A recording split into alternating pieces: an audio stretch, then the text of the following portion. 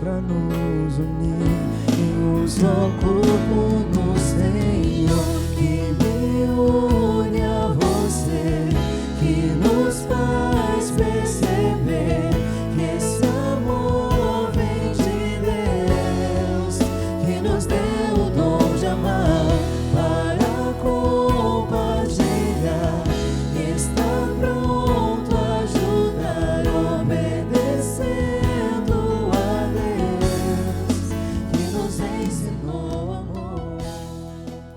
Que a graça e a paz estejam convosco, amém?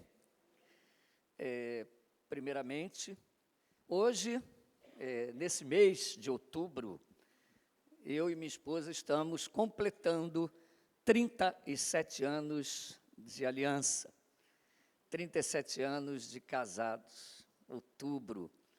Ela talvez tenha esquecido. Lá em casa é o contrário, eu é que lembro as datas. 37 anos de casados, e a minha oração ao Senhor sempre é: Senhor, obrigado pela mulher que tu me deste. Diferente de Adão, né? Que acusou a mulher, essa mulher. Todos os dias eu agradeço a Deus: Senhor, obrigado pela mulher que tu me deste. Podemos entrar nesta aliança preciosa como casados. Também quero, antes de orar, parabenizar e agradecer aos organizadores desse seminário, todos estão de parabéns, uma bênção, tanto a logística, quanto a livraria e todas as outras coisas, os irmãos estão de parabéns, especialmente o pastor Danilo, que tem estado à frente do grupo de casais aqui da igreja, e com maestria, juntamente com todos os irmãos, Valerildo, que ajuda também aí no PG de casais, e todos os demais, estão de parabéns pela organização. E já falando para os irmãos também nessa introdução, que o pastor Franco Ferreira esteve conversando comigo, e há o desejo de organizar a primeira conferência aqui, o Martin Butzer, para esse lado aqui do Vale do Paraíba, com o apoio e a vanguarda da nossa igreja. Vamos começar as discussões para ver se a gente consegue organizar isso em um prazo aí de 1 ano e meio, que estamos planejando algo para receber aí aproximadamente entre 2.000 e 2.500 pessoas. Então, que os irmãos estejam orando. E todos esses eventos, eu estive conversando com o pastor Danilo, é um treinamento para nós.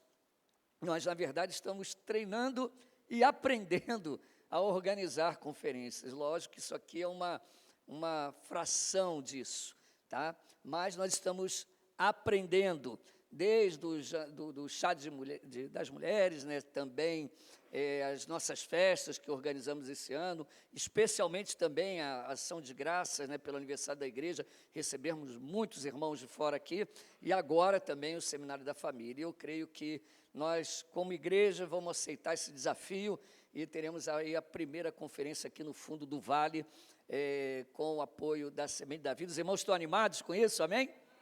Amém? Eu estou animado. Então, eu pediria aos irmãos que, nesse momento, orassem junto comigo para darmos início à nossa primeira aula, a abertura deste Seminário da Família. Então, oremos juntos, feche seus olhos, aí sentadinho mesmo, vamos orar.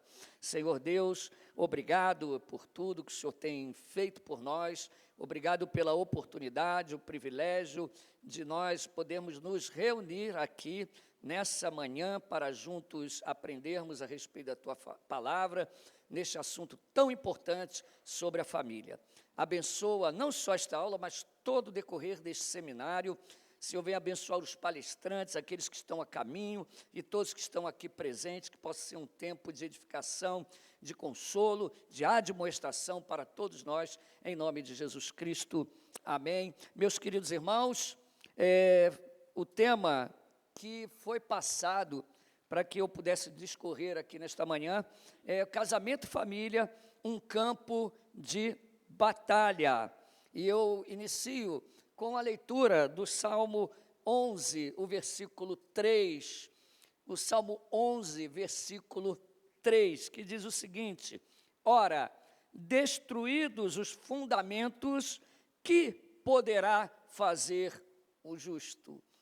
É uma pergunta bem reflexiva para nós, né? Destruído os fundamentos, que poderá fazer o justo? A importância de preservarmos fundamentos importantes. Isso nos conecta lá com Judas, o versículo 3, que diz: amados, quando empregava toda a diligência em escrever-vos acerca da nossa comum salvação, foi que me senti obrigado a corresponder-me convosco, exortando-vos a batalhardes diligentemente pela fé que uma vez por todas foi entregue aos santos. Então, nós vemos dois textos importantes. Judas nos convida a batalharmos pelos fundamentos da nossa fé e que norteiam todas as áreas da nossa vida, inclusive não apenas a igreja,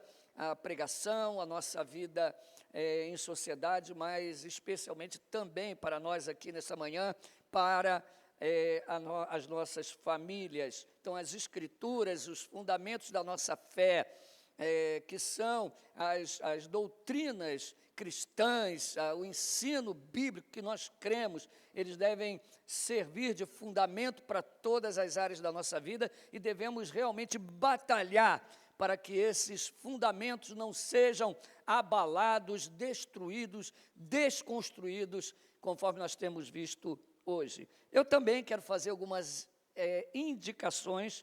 Um livro muito bom, chama-se Lar, Família e Casamento, do Dr. David Murray. Esse livro, ele tem o diferencial de ser uma teologia bíblica da família.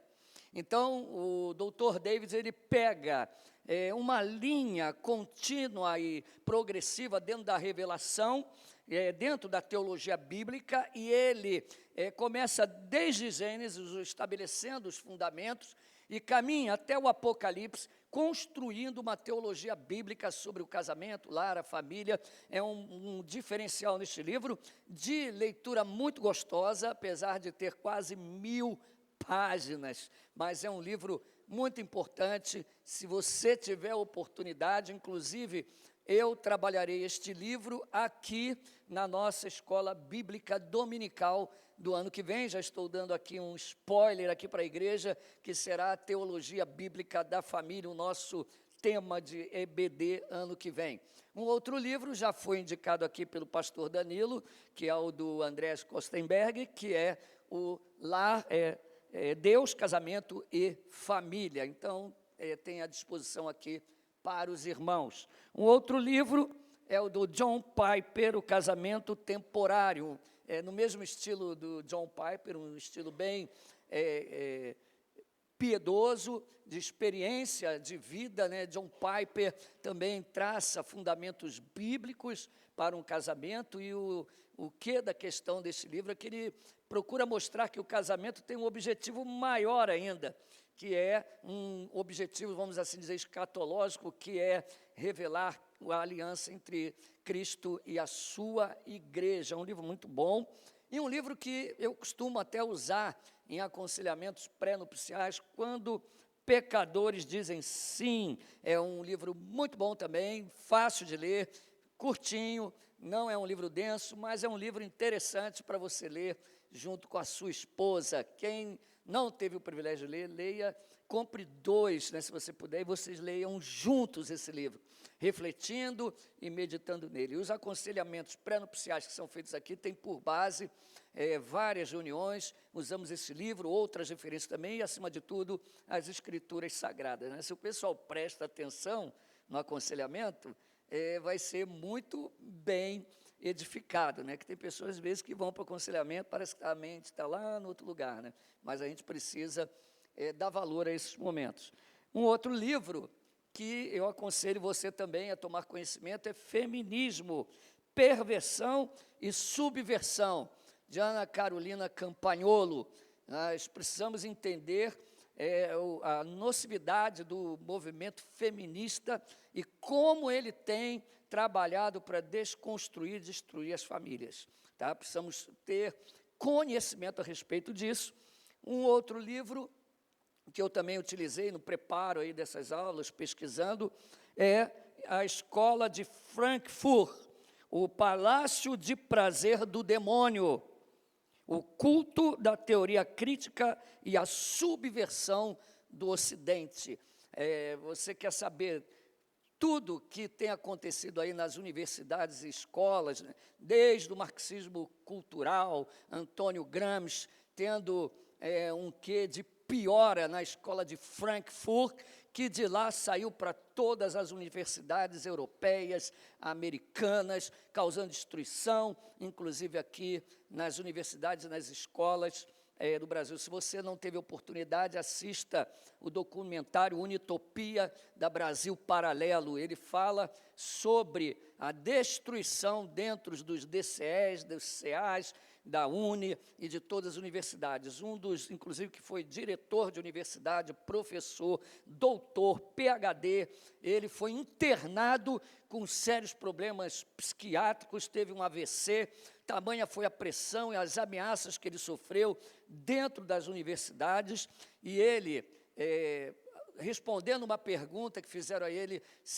qual o conselho que você dá para os pais que vão colocar os seus filhos na universidade? Ele fala, e ele não é um cristão, e ele vira e diz, pelo amor de Deus, não envie seu filho para lá.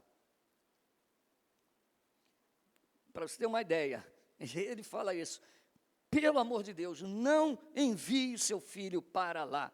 Então, é interessante, isso tudo aqui tem tudo a ver com a nossa aula. Eu vou tentar passar um pouco rápido em alguns momentos, mas o título sugestivo, Casamento, Família, um campo de batalha. Mas o que é um campo de batalha? O que será um campo de batalha? Sou militar, né? Estou na reserva há 40 anos, né? 10 anos de reserva remunerada e 30 anos de serviço ativo. E é uma área que eu sei o que é. E você pode ver muito em vários filmes. Campo de batalha é um lugar na terra, em um campo, ou um terreno, onde uma batalha é realizada, uma batalha é travada. Então, o campo de batalha é onde dois exércitos opostos se encontram.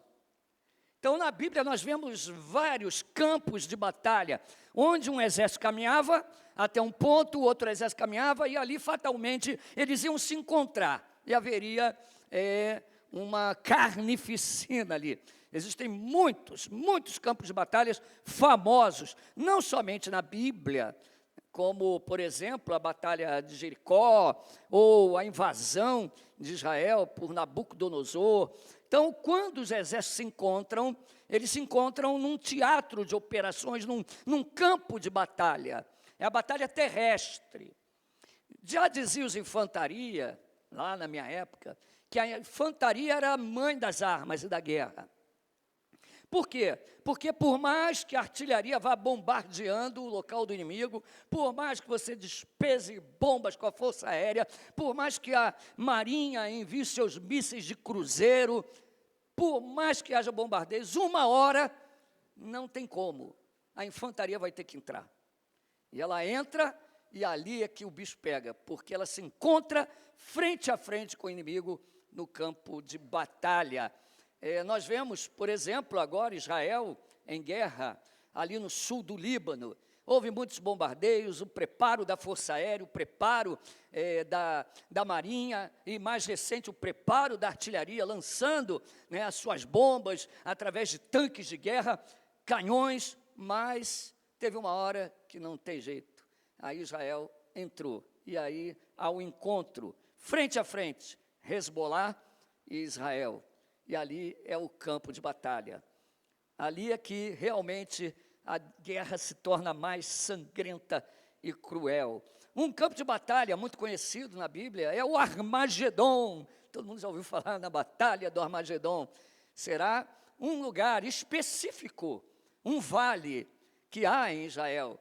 Ali haverá um encontro de exércitos. Então, a batalha do Armagedon. Então, campo de batalha é isso, essa é a definição, onde exércitos se encontram. E como nós falamos aqui, o tema da nossa aula, então, ele é bem sugestivo, porque o campo de batalha onde mais é investido hoje é na família. Existem vários teatros de operação, o modus operandi da cultura, da mídia, que está em todos os lugares, operando nas igrejas, na sociedade, nas universidades, tudo. Mas o principal foco, o principal campo de batalha travado é no lar, é na nossa trincheira. É uma verdadeira guerra de trincheira. Quando depende muito da nossa resiliência, da nossa não desistir, nossa coragem para enfrentar e, acima de tudo, a nossa dependência de Deus, lutar heroicamente, bravamente, face a face com o inimigo, porque eu quero dizer a você que está sendo travado uma grande guerra, e o campo de batalha é dentro da sua casa. Talvez você não percebeu o inimigo, mas ele está mais perto do que você imagina, mais próximo do que você possa imaginar. Lá no quartel a gente fazia exercícios que eram chamados de avote, que era para apurar a nossa audição, o tato, o odor. Então nós éramos treinados em tudo isso. E tinha momentos que ficava tudo escuro, a gente ouvia um tiro de pistola a 500 metros, e com o barulho a gente tinha que adivinhar o que era, se era pistola, se era fuzil. Aí a 1000 metros dava um tiro de fuzil, você tinha que dizer mais ou menos a quantos metros estavam. A gente é treinado para isso. Esse tiro deve estar praticamente a 500 metros, a 1000 metros, deve ser um tiro de pistola.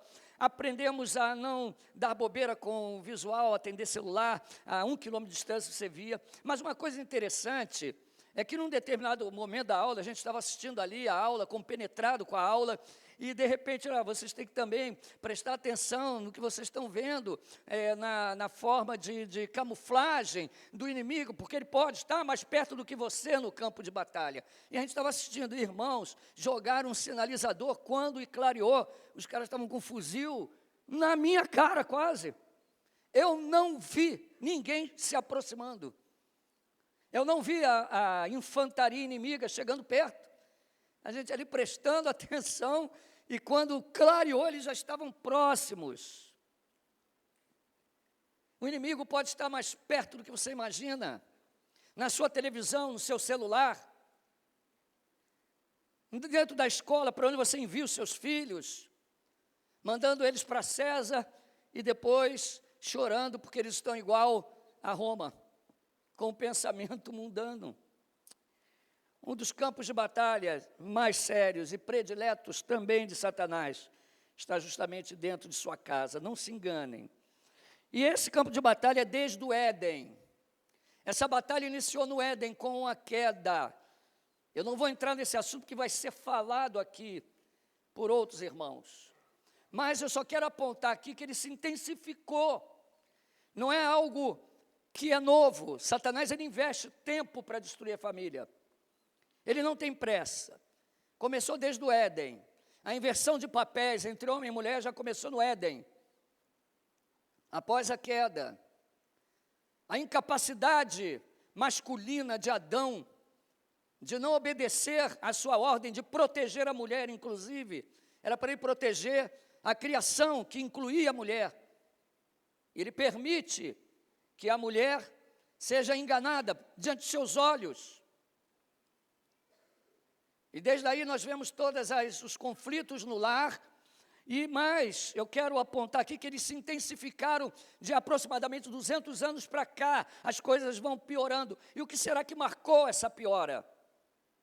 Eu posso apontar aqui os ideais libertários e radicais da Revolução Francesa. Liberdade, igualdade, Mas que liberdade a custo de quê? Igualdade a custo de quê? Desde a Revolução Francesa, o mundo vem afundando cada vez mais no seu ódio contra Deus. A Revolução Francesa, ao contrário do que as escolas ensinam, foi uma carnificina e uma grande revolta contra o próprio Criador. Colocar o homem no centro. A derrubada de uma monarquia não era apenas a derrubada de uma monarquia, mas de todo tipo de governo e sistema que tivesse Deus, o centro fosse Deus, transformando o pêndulo para o homem, o antropocentrismo. E a Revolução Francesa foi em 1789. De lá para cá as coisas vão piorando. E vem o advento do feminismo. Em 1792, Ana Carolina Campagnolo, ela já aponta que desde 1792, documentos e propostas feministas já começam a ser discutidas. Nós podemos ter o movimento feminista com várias fases, que também não é o objetivo aqui da aula, mas isso começa a colocar termos como empoderamento feminino, vai desembocar lá na frente, meu corpo, minhas regras e coisas desse tipo. Ninguém manda, é proposital, ninguém manda em mim. Não dependo de homens. Quantos já chegaram aqui na igreja, e eu conversando, e a irmã falando assim, olha, minha mãe me ensinou a não depender de homem nenhum.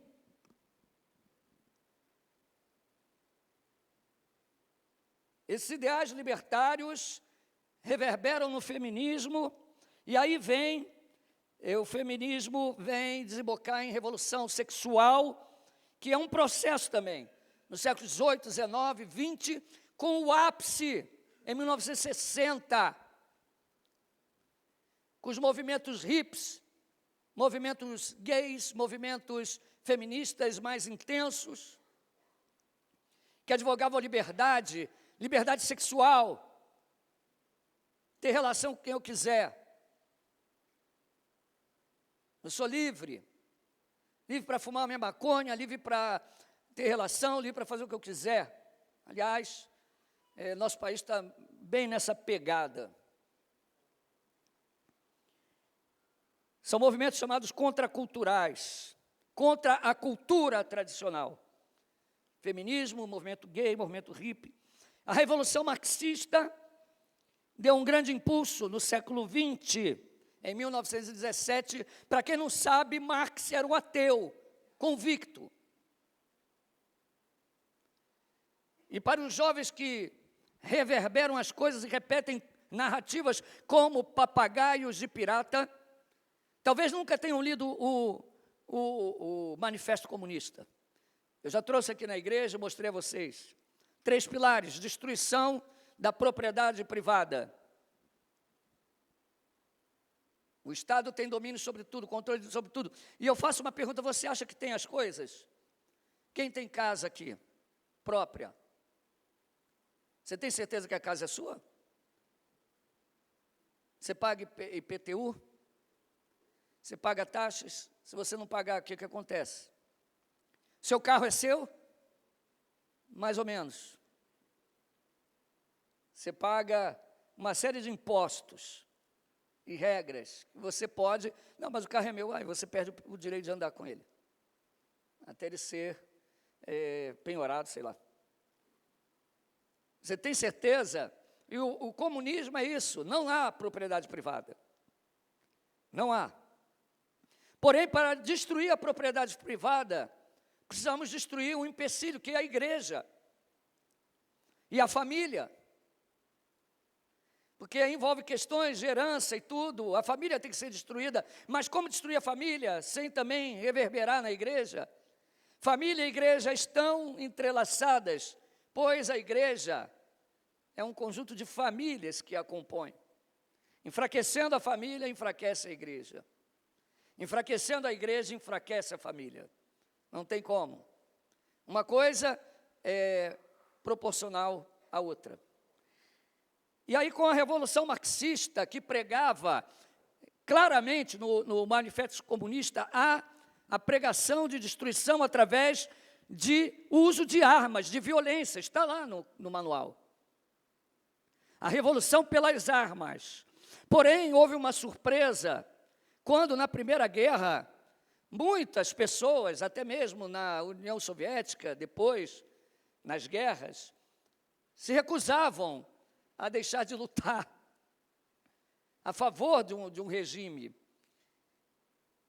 E alguma coisa estava com dificuldade, até que Antônio Gramsci surge com a ideia do marxismo cultural. Ele foi preso na Itália, e durante os seus 10 anos de prisão, ele escreve os Cadernos do Cárcere. E olha a ideia brilhante: para o mal, Satanás, ele é ótimo. A ideia dele é o seguinte: não adianta pegar em armas para vencer o Ocidente. O comunismo nunca vai tomar desse jeito. Eles vão vencer. E sabe por que eles vão vencer? Porque na hora que o bicho pegar, vai falar mais alto as tradições dos pais, a tradição da igreja, a tradição da família, da terra, da pátria. E aí nós não vamos vencer, não vamos conseguir. A ideia é, nós temos que destruir a cultura ocidental. Destruir eles por dentro. E quando nós destruirmos a cultura ocidental, reverberará no enfraquecimento do Ocidente. Eles se tornarão frouxos, burros, incapazes de se defender. Os homens não serão mais homens, terão medo.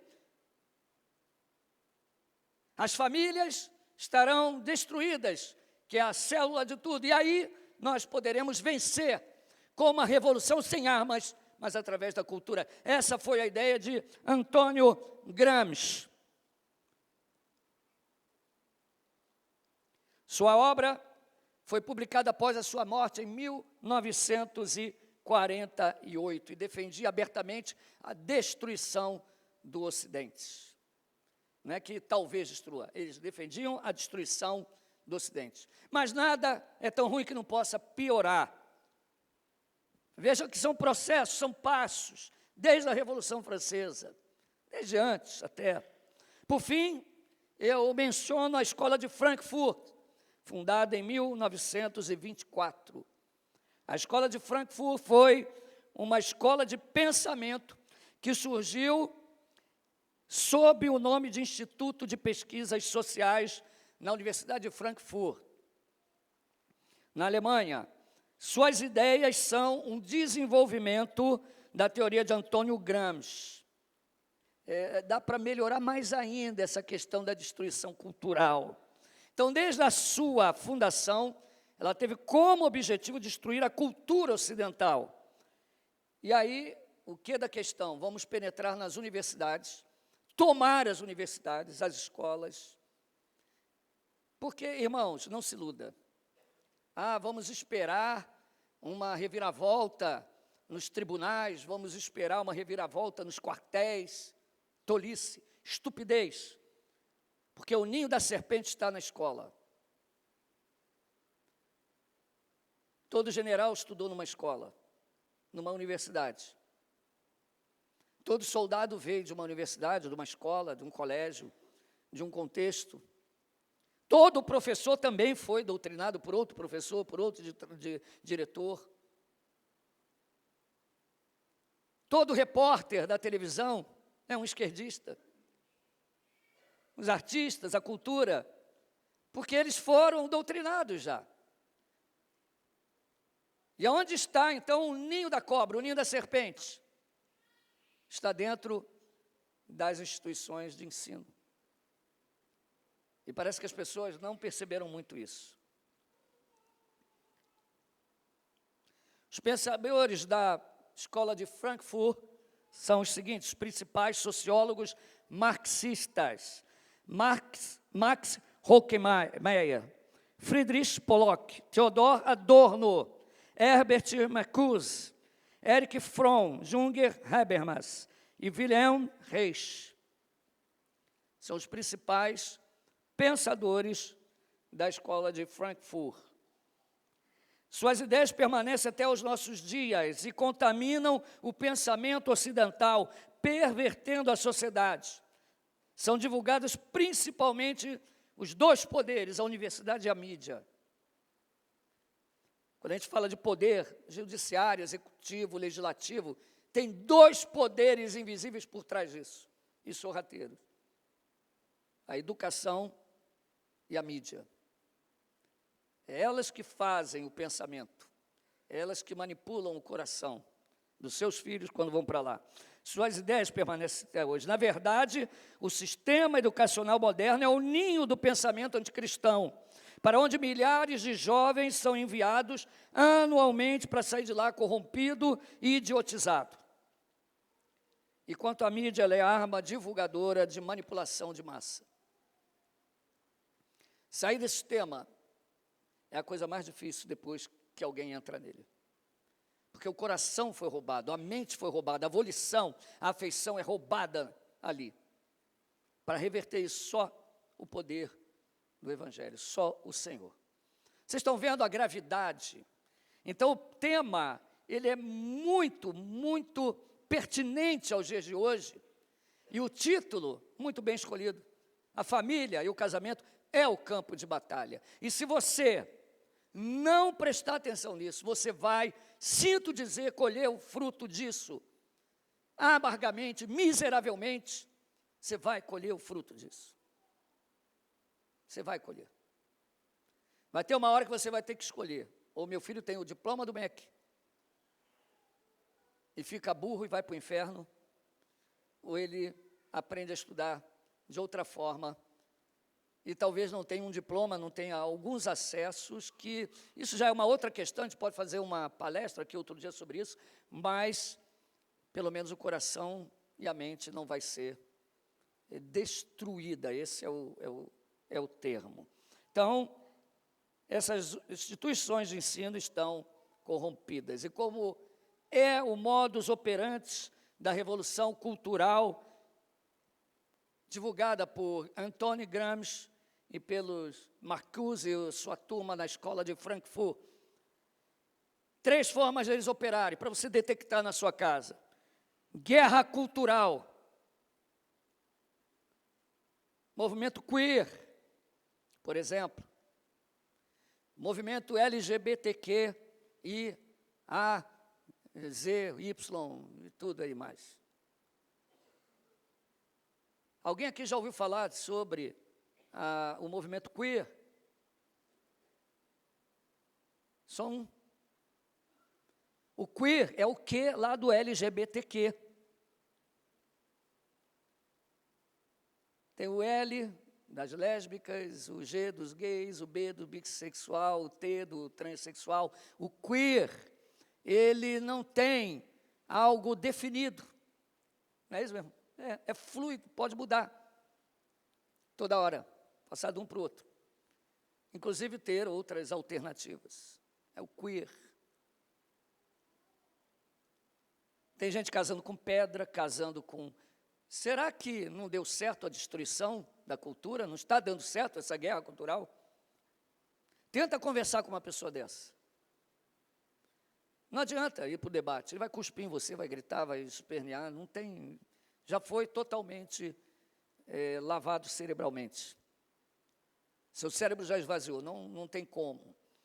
Cultura woke e muitas outras coisas, feminismo e tudo isso, que faz parte de uma guerra cultural, para destruir a cultura. E que cultura que quer ser destruída? Família tradicional, valores judaico-cristãos, que são os pilares da nossa civilização, os pilares da família.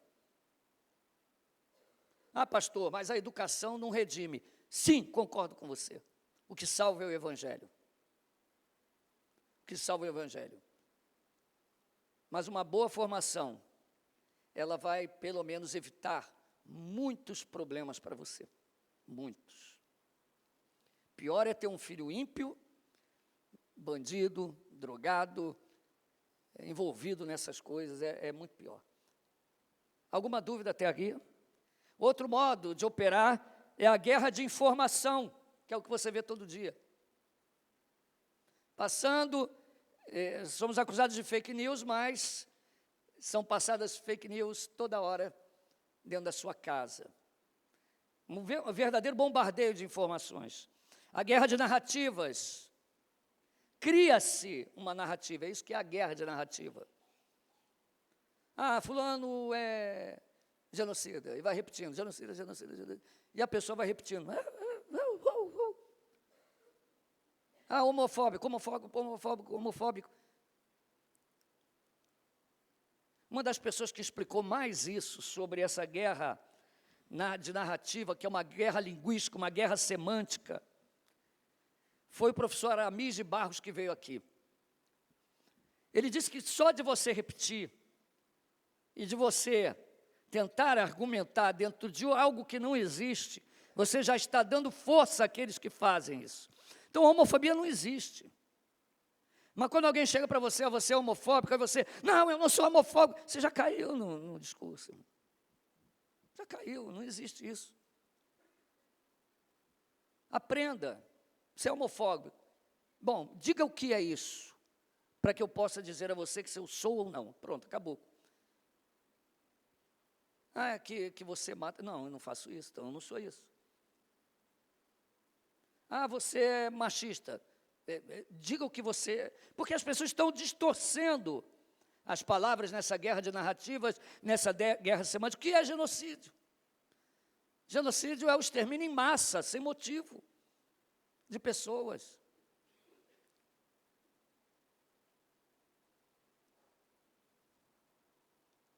Desinformação. Não deixar que a informação correta chegue até você.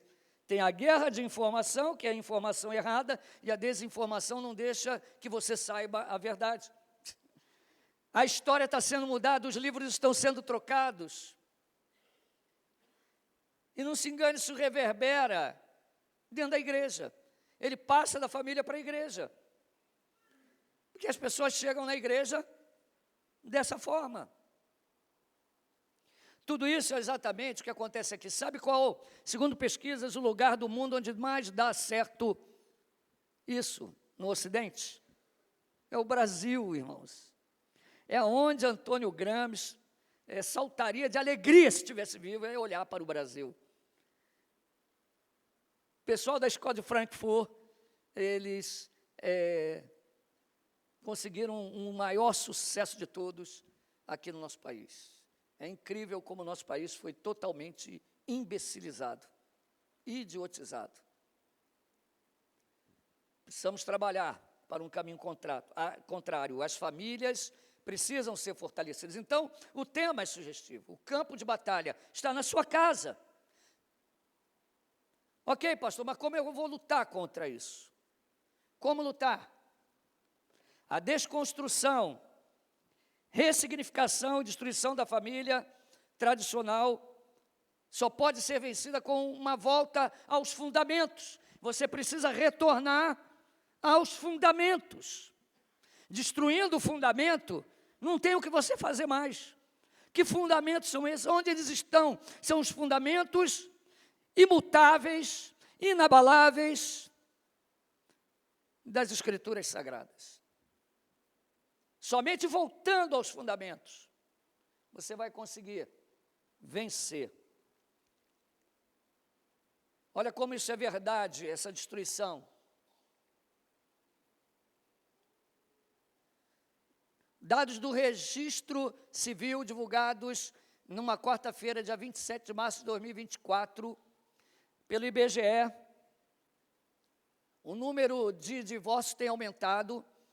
Somente em 2022 foram registrados 970.041 divórcios. 420 mil extrajudiciais. Quem é advogado aqui sabe. Agora é fácil, só ir no cartório e separar. A facilitação e o afrouxamento das leis para facilitar as coisas não acaba com o problema, aumenta o problema. Liberar maconha faz um caos, eles não vão parar de usar, não diminui o tráfico, aumenta. Facilitou o divórcio, aumenta o número. houve um divórcio para cada 2,3 casamentos em 2022. Quase 50% dos casamentos acabam em divórcio. Em 2010, houve 977.620 casamentos desfeitos. Divórcios, 239 mil.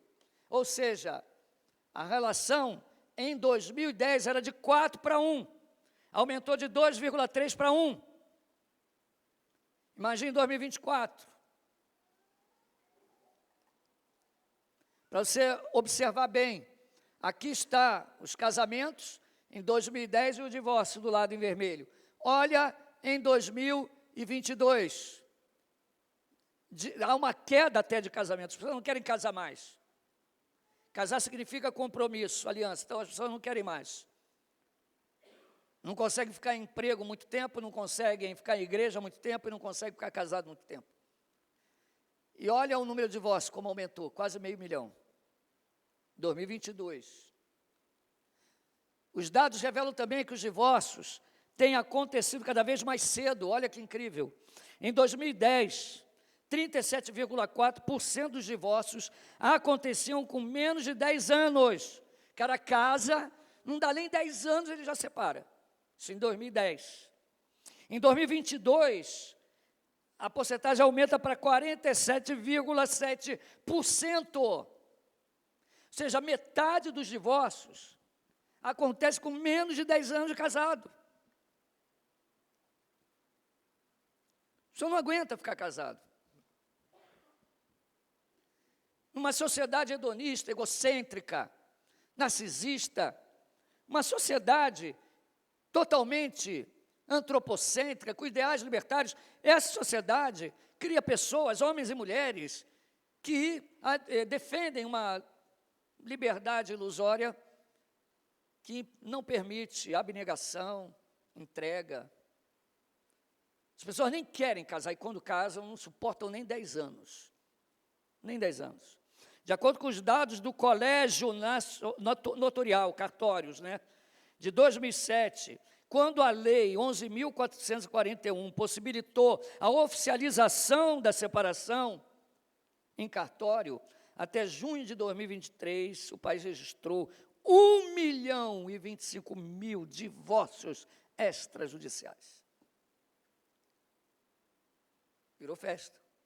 É só ir lá e acabar.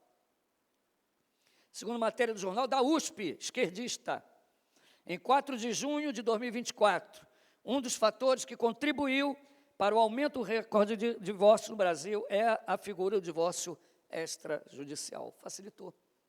Então, vamos lá, vamos separar. Dentre as causas apontadas em pesquisas como divórcio, está problemas econômicos. As pessoas não conseguem suportar problemas econômicos. Nem homens, nem mulheres têm estrutura. Primeira dificuldade econômica, financeira, a pessoa quer, eu quero, e começa as brigas, e, enfim, o desajuste. Essa é uma causa. A ideologia libertária, que exalta a liberdade humana e a autodeterminação como princípios supremos dos relacionamentos humanos. Eu sou casado, mas eu mando em mim, você não manda em mim. Aí o marido também, você vive a tua vida, eu vivo a minha, você não manda em mim. Eu faço o que eu quiser, exaltação do egocentrismo, individualismo. E é isso que está permeando a mídia e tudo que você vê aí fora, que foge do padrão bíblico. O progressismo, especialmente o feminismo e a desconstrução da masculinidade, que produz homens com figuras andrógenas, já viu isso? Você olha assim, é homem, é mulher, é homem. Não necessariamente são gays, mas às vezes figuras andrógenas mesmo. Homens afeminados, mulheres empoderadas. Desconstrução dos papéis do homem e da mulher, o Danilo vai falar sobre isso. Desconstrução da família tradicional, do modelo bíblico do casamento. substituindo por novas modalidades. 2 homens com uma mulher, 2 mulheres com um homem, 3 mulheres com um homem, 2 mulheres e 2 homens, aí homem com cachorro, mulher casa com gato, e aí vai desconstruindo. E diz que é evolução isso, sinal de progresso. Desconstrução é o ativismo intenso que gera falta de contato, diálogo, comunhão. O apóstolo Pedro diz para que os maridos vivam a vida comum no lar. Maridos ausentes, mulheres ausentes. Eu tenho uma prima que é médica e o marido dela é neurocirurgião. E eu estava comentando uma coisa que está na área ali do nosso irmão Manuel, a engenharia. Eu falei, olha, eu percebi aqui que na sua cidade os apartamentos estão cada vez menores. E o apartamento dela era pequeno, mas tinha uma área enorme de lazer, academia, sauna, piscina, 2 piscinas, parecia um hotel. Mas dentro era um ovo, um cubico. Ela falou, São Paulo é pior ainda, apartamentos de 40 metros. Eu falei, que isso? Falou, 40, 45 metros. Falei, mas, que isso? Ricardo, o marido não fica mais em casa, nem a mulher, a gente trabalha, a gente só se vê de noite. O que importa é aquela área toda de lazer lá. Para quem só vai lá dentro para dormir, tem shopping lá dentro, tem restaurante dentro do condomínio, tem piscina, tem academia, tem sauna, tem lavanderia. Então, para que uma casa grande? A gente nem se vê, fica o dia inteiro trabalhando, some, cada um para um lado. Isso aí é causa de separação. Desconstrução das mulheres como chefe de casa, que sustenta economicamente o lar. Desconstrução dos papéis. Podemos abordar aqui a questão de mulher trabalhar ou não estou entrando nesse mérito aqui, mas cresce muito o número de mulheres que comandam a casa economicamente. E a desconstrução da família tradicional como modelo bíblico. Bom, faça isso. Cultura queer, a igreja episcopal nomeou o primeiro bispo declaradamente homossexual em 2003. Crescimento de comunidades que defendem a causa progressista, comunidades inclusivas, termos novos que eles usam, que entra aí na sua mente, né? Inclusão, ambientalismo, homem tóxico, aí vai colocando as suas narrativas. Outro dado importante diz a respeito de igrejas, membros de igreja.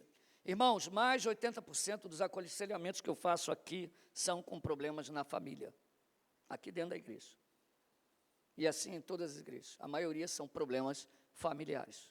Problemas de marido e mulher, problema com os filhos, enfim, muitos. Então, conforme veremos adiante, desde Gênesis, esse problema vai aumentando. E a nossa luta nesse campo de batalha cultural pode ser pior, porque ela é uma batalha espiritual também. Existe um que está aqui, escondidinho aqui na árvore. Ó, a nossa luta não é contra a carne e o sangue, mas contra os principados e potestades, dominadores desse mundo tenebroso, contra as forças espirituais do mal nas regiões celestiais. Cristo veio em carne. O Verbo se fez carne. Desde o princípio, desde a queda, já foi anunciado que ele viria, semente da mulher. A semente da mulher viria.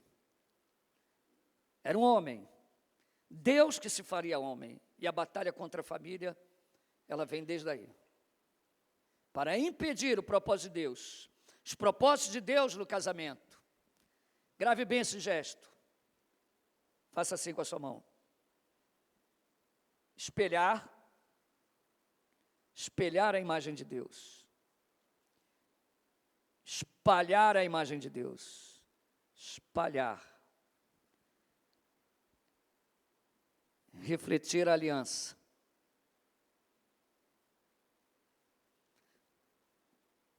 espelhar a imagem de Deus, homem e mulher, dois em um, serão ambos uma carne, assim como Deus é trino, três e um só Deus. Porém, esse Deus trino são pessoas diferentes. O pai não é o filho não é o pai. Mas eles são um. Homem e mulher. São ontologicamente semelhantes. Os dois são a imagem de Deus. Mas possuem funções diferentes, papéis diferentes. Satanás quer impedir que a imagem de Deus seja espelhada na sua família, que não seja espalhada. Como espalhar a imagem de Deus? Como? Os filhos. Sede fecundos, multiplicai, encher a terra da glória de Deus, espalhar a imagem de Deus aos seus filhos. Refletir na sua vida uma aliança superior aos moldes da aliança de Cristo com a igreja, o nosso padrão. Espalhar aliança. Essa é a nossa função. Por isso o diabo quer destruir a sua família. 2 Coríntios, capítulo 11, versículo 3. Mas receio que, assim como a serpente enganou a Eva com a sua astúcia, assim também seja corrompida a vossa mente, e se aparte da simplicidade e pureza devidas a Cristo. Apocalipse 12, 9. Foi expulso o grande dragão, a antiga serpente que se chama Diabo e Satanás, sedutor de todo mundo. Foi atirado à terra e com ele os seus anjos. A velha serpente não mudou, é Satanás. É Satanás. E ele odeia a sua família. Andrés Kostenberg diz: a crise cultural de nossos dias, porém, é apenas sintomática de uma crise espiritual profunda. Há uma crise pior, que é a crise espiritual. E como reverter isso? Deus é o criador da família. O casamento é uma criação ativa de Deus. Deus decidiu criar a família. Quando ele disse: não é bom que o homem esteja só, far-lhe-ei uma auxiliadora correta, adequada. E eles se juntam e se tornam uma só carne. Deus institui o casamento para nos livrarmos dessa guerra que vivemos, esse bombardeio. Só há um jeito, não é dar vários estudos aqui sobre marxismo, e você precisa saber disso, lógico, mas é voltar ao fundamento, e o fundamento está na Bíblia Sagrada. Deus institui o casamento, e de forma intencional, com um propósito muito mais sublime e elevado. Através da sua união, Lucas, Fernanda, Samuel, Fernanda, Luciano, Edna, refletir a imagem de Deus em vocês, com unidade total. Abnegação, assim como o Filho veio ao mundo, espalhar a imagem através dos seus filhos, vai ser falado aqui sobre a educação dos filhos, espalhar a imagem de Deus através dos seus filhos. E refletir na sua vida algo maior. Amar a sua mulher como Cristo amou a igreja, e a si mesmo se entregou por ela. Mulheres, sede submissa aos seus maridos como ao Senhor. Que isso norteie o seu casamento ao ponto de blindar você contra toda essa guerra cultural, contra tudo isso que está acontecendo. Teria muito mais a falar. Nossa aula começou um pouco mais tarde. Eu tenho quantos minutos assim? Nós precisamos vencer essa guerra. Temos que vencer a partir da raiz. Precisamos entender o que é o casamento. O que é o casamento? Tem advogados aqui. Se eu perguntar, o casamento é um contrato? É um sacramento? É uma aliança? O que é um casamento? Sabia que o pensamento que domina mais no nosso meio evangélico nacional é que o casamento é um contrato. No meio católico é que o casamento é um sacramento, mas está errado, os dois. Casamento é mais do que isso, casamento é uma aliança. A definição de casamento é um vínculo sagrado entre um homem e uma mulher, instituído por Deus, firmado diante dele. Ainda que o casal não reconheça isso, ímpios são casados também, ainda que ele não admita isso. Casamento remonta lá do Éden.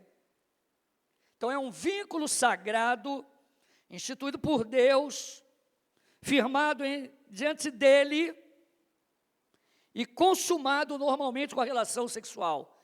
O casamento não é a relação sexual, mas o casamento é consumado quando se unem na relação sexual. Não se trata de um contrato bilateral, mas é um vínculo sagrado. Então, o casamento não é um sacramento. Na teologia reformada nós temos 2 sacramentos, o batismo e a ceia. Ele é um sacramento num sentido superficial de ser algo santo, nesse sentido. Mas a teologia sacramental da Igreja Católica, ela diz que alguém casando na Igreja Católica é conferido pela Igreja a graça. A Igreja é detentora da graça. Então, nesse sentido, não é um sacramento para nós. O casamento não é um contrato, porque contratos, eles são muito frágeis, porque o contrato já prevê a dissolução. Então, o contrato não segura casamento. Quantos casaram no civil e separaram?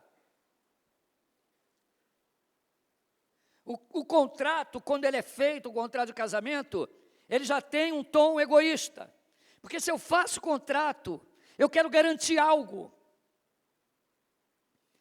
Eu faço um contrato civil porque eu quero garantir, se a minha mulher passar a perna em mim, eu tenho os meus direitos. E ela também pensa o mesmo, eu quero meus direitos.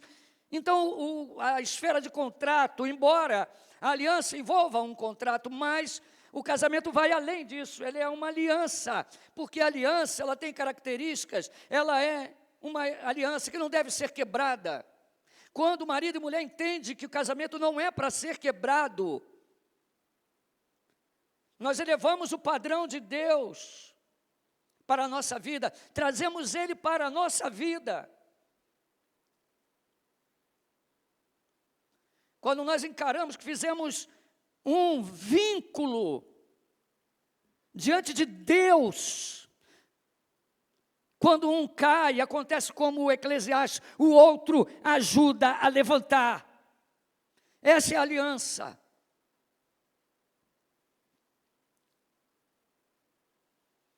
Porque sabemos que Adão, depois da queda, ele demora, ele reluta, ele acusa a mulher, ele se esconde.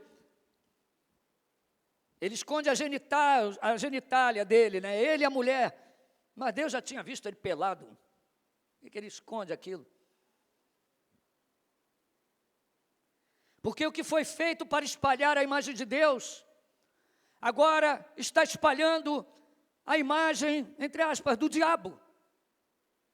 Os filhos não eram mais gerados para a imagem de Deus. Uma vergonha para o casal. E alguém pergunta, será que Adão se arrependeu? Um indício bíblico. Sabe por quê? Quando ele dá o nome a Eva, ele está com uma esperança. Ela será a mãe de todos os seres humanos. Ele creu na promessa da semente da mulher. Ele poderia chamar ela de maldita ou mortífera, mortiça. Depois que ela fez, ele caiu, aquela briga. O casamento, ele é uma aliança. E na aliança não tem como acabar, não tem como. Jesus disse isso quando foi questionado sobre o divórcio. Moisés não mandou dar carta de divórcio. Jesus, ele não responde indo aqui na lei de Moisés, mas ele vai lá atrás. O que Jesus responde? No princípio não foi assim. Nós temos que voltar para o princípio. Eu, particularmente, acho muito perigoso pregar sobre exceções, ao invés de pregar sobre o padrão, porque isso dá muitos motivos para as pessoas dar suas desculpas para a separação. Casamento é uma aliança. Ele não é um sacramento, não é um contrato, mas é uma aliança. É um vínculo sagrado entre o homem e a mulher, instituído por Deus, firmado diante dele, ainda que o casal não reconheça isso, consumado pela relação sexual. Não é apenas um contrato bilateral, mas um vínculo profundo. E a vantagem da aliança é a permanência do casamento. Envolve uma promessa, um voto diante de Deus. Pense nisso, no que você fez quando casou. Todas as vezes que a minha esposa caiu, eu procurei levantá-la, ao invés de separar. Todas as vezes que eu caí, ela me procurou me levantar.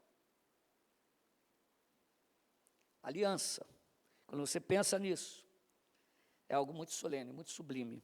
A santidade no casamento não é apenas um acordo, mas um relacionamento vivido diante de Deus. A aliança, você lembra que está vivendo ela diante de Deus. A intimidade do casamento, deixar e unir-se, faz parte da aliança. Mutualidade do casamento. O casamento é um relacionamento de abnegação mútua e voluntária entre os dois. Implica a necessidade de perdão.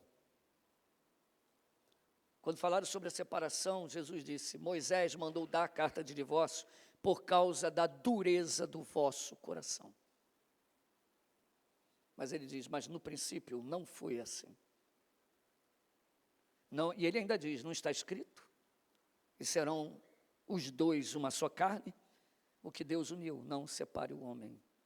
Assim como a Trindade é indivisível, não pode ser separada, assim deveria ser o casamento.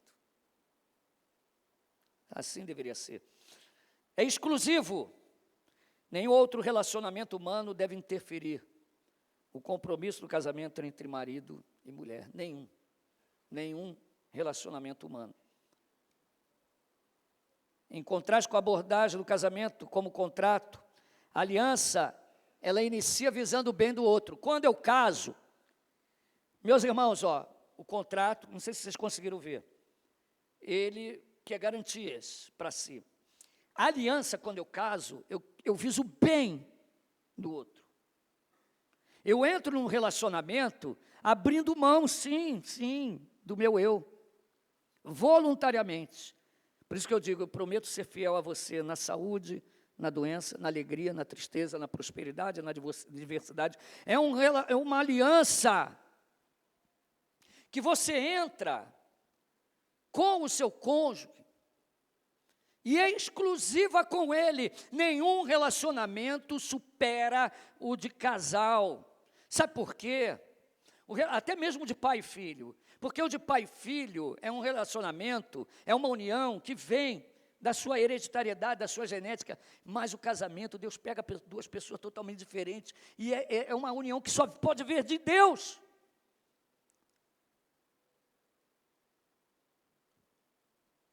É muito duro a perda de um filho, do pai. Quando a gente pensa em perder algo, não é verdade, irmão Rodrigo? A gente fica muito triste perder um pai, uma mãe. E se perder um filho contra a natureza, o filho morrer primeiro, é algo terrível, uma dor. Mas, irmão, não se iluda, perder a mulher é uma parte da sua carne que foi arrancada. Deveria ser assim. Perder o marido é uma parte da sua carne que foi arrancada. É um relacionamento exclusivo, é iniciado visando o bem do outro. Para que eu vou casar? Para que eu casei com a Helena? Envolvendo perder a minha liberdade, fazer o que eu quero, entre aspas, lógico. Tem que dividir os bens. É uma união voluntária que visa o bem do outro, o bem do outro. Ele tem um contrato? Tem que fazer, as leis dos países exigem, a gente faz o contrato, mas ele não está baseado, porque veja bem, O casamento com o sacramento, entenda a sacada, o que vai tentar fundamentar ele e deixar ele firme? A igreja católica. É ela que vai segurar o casal. No contrato, é o Estado. Você entrega ao Estado. Mas na aliança, você entrega a Deus.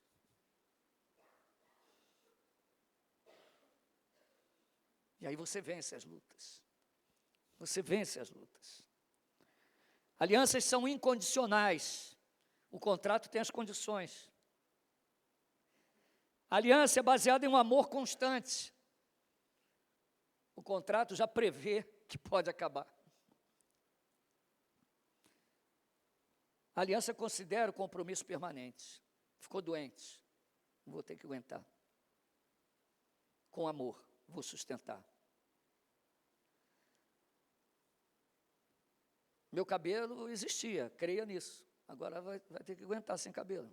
Eu nem sabia. Quando ela casou, tinha 1,80 m. Agora vai ter que me aguentar com esse tamanho. Não é verdade. É uma covardia abandonar a esposa. Porque passou os anos com um serviço mútuo, aí você, que nem um bobalhão, vai atrás de alguém mais nova. Exige confrontação e perdão, sim. Alianças, você confronta o erro, mas perdoa. Essa é a diferença da aliança, essa é a vantagem. E é exclusiva. Eu vou fazer uma coisa que eu aprendi, é bem rapidinho, tá? Bem rapidinho. Quero um casal aqui voluntário. Olha o medão agora, bateu o medão, cara. Eu vou escolher. Vamos lá. Vou escolher, hein? Ó, a Camila já fez até assim. Já deu uma tremedeira nela. Dion e Larissa. Meu Deus do céu, é agora. Escolhi 2 grandões. 2, um casal de peso grande mesmo, olha. Maior do que eu, bem maior. Vem cá. Está todo mundo vendo os 2 aqui? Ah, não, aqui embaixo, então, que aí todo mundo vê. Vai lá. Quem me ensinou isso foi o doutor, não é iniciativa minha não, tá? Doutor David Merrick. Dê a mão assim, pega um de frente para o outro. Ótimo. Vai girando. Vai girando. De 2, que nem isso, olha. Casal maravilhoso. Casal maravilhoso. Aí nasce, vai rodando aí. Já separou antes, vai rodando. Vai rodando. Aí nasce o Júnior. O Júnior nasce. Vem cá, Luiz. Irmão Luiz. Vai rodando aí. Vai rodando aí. Vai rodando. Aí nasce o Júnior. O Júnior. Fica no meio deles lá. Vai rodando. Está lá o Júnior no meio. Mas aí vai nascer também a Mariazinha. Mariazinha vai nascer. Leandra, vai para lá. Vai lá. Vai no meio lá, meu irmão. No meio, se vira.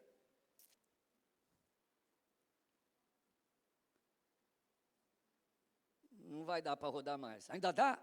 Então tá bom, vai rodando. Mas tá difícil, não tá? Tá difícil. Então vamos piorar mais. Vamos botar o Antônio no vale, não vai nem fazer diferença ali. Antônio nem vale. Meu Deus do céu. É Ellen, pode ficar aí, Ellen. Nem vem. Deixa eu encontrar alguém aqui. Dino.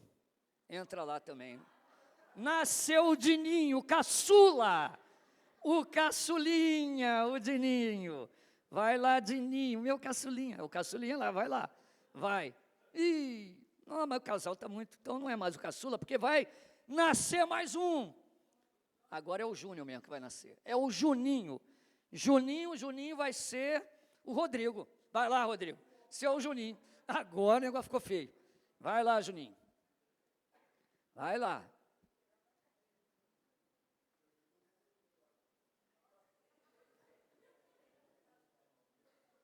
Tá difícil, não tá?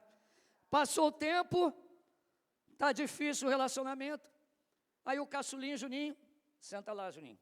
Aqui em cima, senta aqui. Foi para a FEBEM. Foi para a FEBEM. Foi para a FEBEM. A Margarita, vai lá, você virou Marinha, feminista. Feminista, feminazi. Vai lá, vai tentando rodar aí. Aí vai Rodrigo. Rodrigo virou, deixa eu ver o que ele virou aí. Não vou falar o que ele poderia virar. Virou esquerdista. Vai lá, esquerdista. E o Dininho, tadinho, o Dininho virou sensível. Vai para lá, é um sensível. É um sensível. O que aconteceu aqui? Eles deixaram os filhos atrapalhar o relacionamento deles. O relacionamento marido-mulher é exclusivo.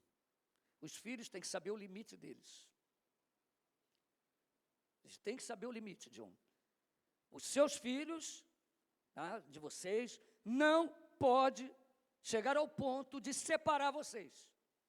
Ou impedir essa comunhão, essa dança de comunhão. Usando um termo teológico, né, a dança da Trindade, aquela comunhão eterna entre o Pai, o Filho e o Espírito. Essa comunhão de vocês não pode ser atrapalhada pelos filhos nessa aliança. A aliança que existe entre vocês, se vocês botam os filhos no centro de vocês, tá? Se eles ficarem aí no centro, um vai para a FEBEM, o outro vai virar sensível, a outra vai ser feminista, o outro vai ser esquerdista, não vai ser bom, é o contrário. Eles têm que ver o amor que você tem por ela e vice-versa. Como Cristo amou a igreja. Amém? Obrigado. Então, esse é a aliança. Casamento é aliança. E a família? Já estamos encerrando, Danilo. A família, primeiramente, o homem e uma mulher unidos no matrimônio, mas, em geral, no caso de morte, aí, lógico, que aí não vai estar mais ali os dois, né, unidos. E filhos, que é o normal, ter filhos naturais ou adotivos, e modo secundário, qualquer outra pessoa de parentesco consanguíneo mais distante. Ou seja, a família primária é o núcleo primário, homem, mulher e filhos. E ao núcleo secundário, aí vem os outros parentes que também estão ligados de alguma forma àquela família nuclear, vamos assim dizer. As escrituras são fundamento. Esse é o nosso ponto de partida. Eu estou correndo um pouco para não atrapalhar aqui e para finalizar. O nosso fundamento está em Gênesis 1, 26 a 28.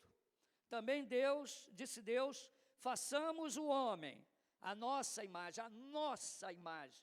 Homem e mulher é a imagem de Deus, do Deus trino, conforme a nossa semelhança. Tenha ele domínio sobre os peixes do mar, sobre as aves do céu, sobre os animais domésticos, sobre toda a terra e sobre todos os répteis que rastejam pela terra. Criou Deus, pois, o homem à sua imagem. A imagem de Deus o criou, o quê? Homem e mulher os criou. Está aí o casamento. Por isso que no nosso planejamento, ele é um princípio ativo de Deus. Deus criou. E é intencional. Para quê? Qual é a intenção de Deus? Espelhar a sua imagem, espalhar a sua imagem, refletir a sua aliança. Tá? Não esqueçam mais isso. E Deus abençoou ao espalhar, sede fecundos, multiplicai-vos, enchei a terra, sujeitai-a, dominai sobre os peixes do mar, sobre as aves dos céus e sobre todo animal que rasteja pela terra. Jesus, ele retorna à criação. Lá em Mateus 10, 1 a 9, o seu argumento contra a separação vem da criação. Porém, desde o princípio da criação, Deus os fez homem e mulher. Não tem mais outro, né? Homem e mulher. Por isso deixará o homem seu pai e sua mãe, unirá a mulher, serão os dois uma só carne, de modo que não são mais dois, mas um. Portanto, o que Deus ajuntou, não separe o homem. A beleza do Evangelho, eu vou encerrar aqui, mas vocês vão receber a apostila e tem mais coisa lá, tem mais coisa para vocês lerem. Mas a beleza do casamento é essa união que vem de Deus como aliança, que visa o bem do outro. Isso é um mistério. Você querer entrar num relacionamento, né, abrindo de algo da sua vida, né? Certo teólogo uma vez escreveu, eu não me recordo quem, mas ele disse que, de certa forma, a pessoa alega, eu não quero perder minha liberdade, mas de certa forma é abrir mão, sim. Você vai pensar no outro só. Depois que casou, você pensa no outro. Você não pensa mais em você.